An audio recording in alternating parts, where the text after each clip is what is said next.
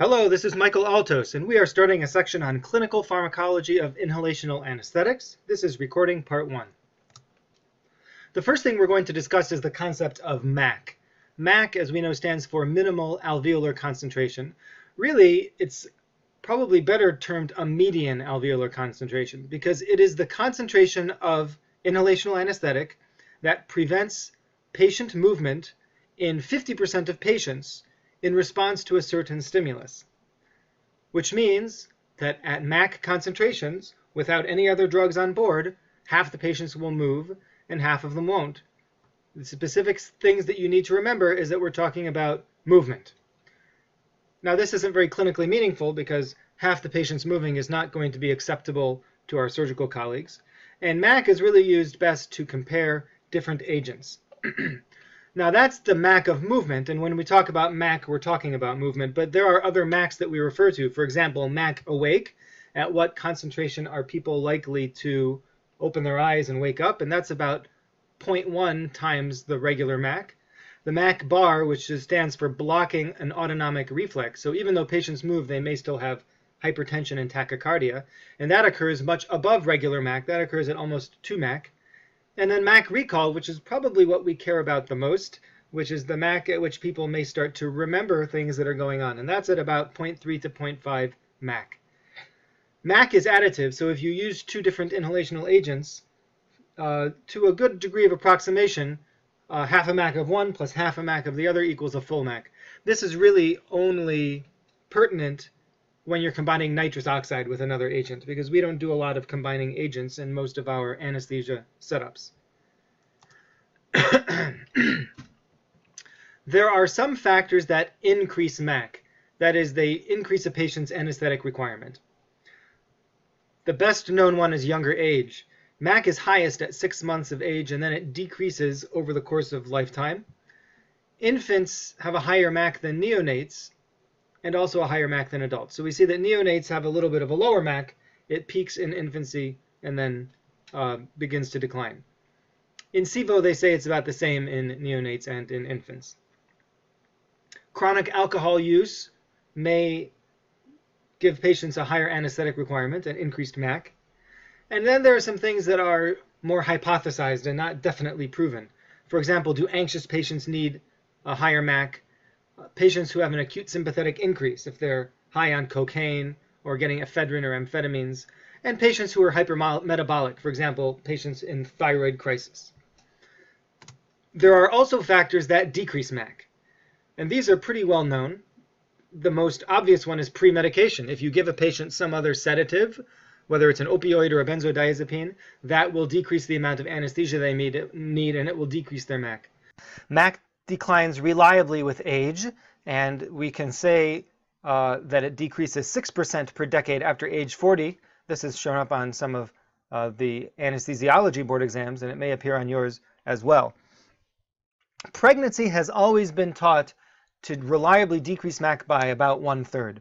I've seen some sources that now question that statistic, but I think that's still being widely taught, and so we'll include it here in our notes.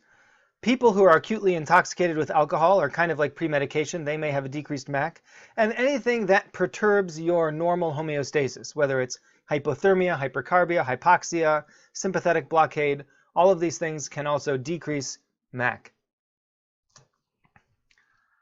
Now we're going to discuss each of the inhalational agents, and we'll start with nitrous oxide. Nitrous oxide is the inorganic compound.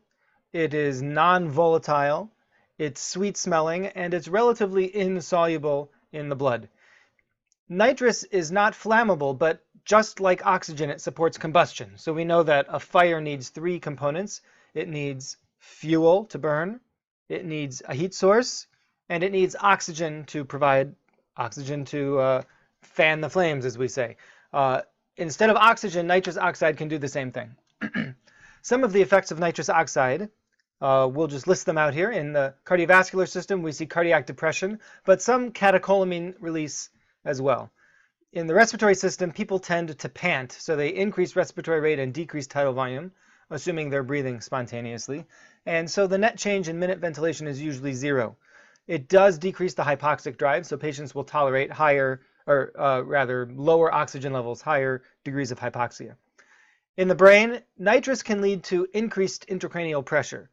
It increases cerebral blood flow and cerebral blood volume and cerebral metabolic oxygen consumption. For this reason, it's usually not used extensively during neurosurgery.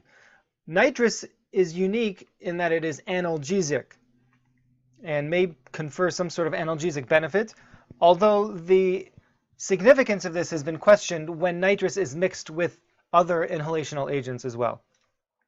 But as a sole agent, it is an analgesic compound. It's considered an incomplete anesthetic. It's hard to have full general anesthesia with just nitrous oxide. Neuromuscular, it confers no neuromuscular relaxation, and it also does not trigger malignant hyperthermia. In the renal system, nitrous oxide decreases glomerular filtration rates and also decreases urine output by decreasing renal blood flow. In the liver, there's a slight decrease in hepatic blood flow. And in the GI system, nitrous oxide is known to be a trigger of post-operative nausea and vomiting, although some people question that. Nitrous oxide is virtually 100% eliminated by exhalation. It does not undergo any metabolism in the body. There are some key points about nitrous oxide that you need to know. The first is that nitrous oxide causes toxicity. It oxidizes the cobalt atom that's in vitamin B12, and by doing this, it inactivates an enzyme called methionine synthetase. What does that enzyme do?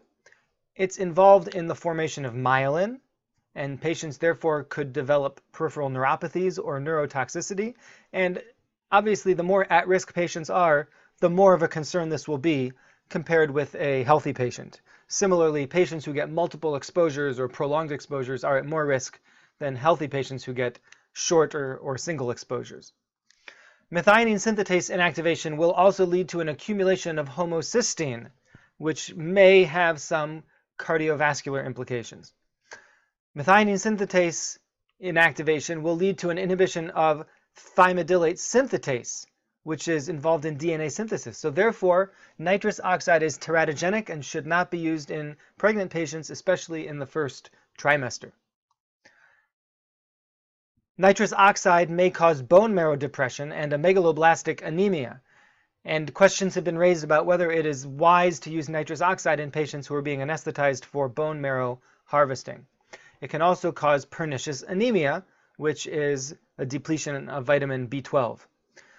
An exposure to nitrous oxide, whether patients are noticing any effects or not, actually takes more than 4 days to recover. And as I said before, serial exposures are particularly harmful. So patients who are having a procedure every couple days may be at higher risk. To quote one nitrous oxide researcher, Kirk Hogan from the University of Wisconsin, he says that nitrous oxide inhibition of methionine synthetase is rapid, potent, irreversible, and harmful in a substantial proportion of patients that may not be identified ahead of exposure. Other problems that nitrous oxide brings with it include the cost of installing and maintaining separate storage for another gas, keeping the pipelines maintained and safe, all the additional connectors, regulators, and valves. As you know, the anesthesia machine has several safeguards that are in it because of nitrous oxide. We have some real concerns about the exposure of healthcare workers to nitrous oxide in the operating room or the procedure room, as well as in PACU. And we know that in order to get a clinical benefit from nitrous oxide, we have to use a high concentration, which means low FiO2, which could, of course, lead to hypoxia. There are certain things that are contraindications for nitrous oxide. The first category is that nitrous oxide should not be used in patients who have closed air spaces. What does this mean? Nitrous oxide is 35 times more soluble in blood than nitrogen, which is the main component of air. So therefore, any closed airspace in the body, nitrous oxide will diffuse into it faster than air can diffuse out of it. Many examples include a pneumothorax, and therefore any trauma patient who's suspected that they could possibly have a pneumothorax, patients who are at risk for venous air embolism, and especially patients in the sitting position for craniotomy, patients who have residual intracranial air, which can persist for about 3 weeks after a craniotomy, once the dura is closed in the operating room, patients with acute GI obstruction, intraocular air, air behind the tympanic membrane, and patients with emphysema who have blebs or bullae. All of these closed air spaces could grow and lead to rupture or complications when nitrous oxide is administered. We can also see GI distension of the normal gut and even hyperinflation of the endotracheal tube cuff. So that's one category of contraindications. The second main category involves that vitamin B12 toxicity that we discussed before. So any patient who has inborn errors of single carbon metabolism and any of their untested family members, patients who are taking drugs that affect that one carbon pathway, like antifolate chemotherapeutics, patients who have pernicious anemia, which is a vitamin B12 deficiency, megaloblastic anemia, and patients who are going to require serial anesthetics. We recommend avoiding it for maintenance in pregnancy or patients who have extremes of age. This is not a contraindication, but a recommendation. And some data, preliminary data, suggests that some people might choose to avoid it in patients who have extremes of disease, like cardiac, vascular, and neurodegenerative disease.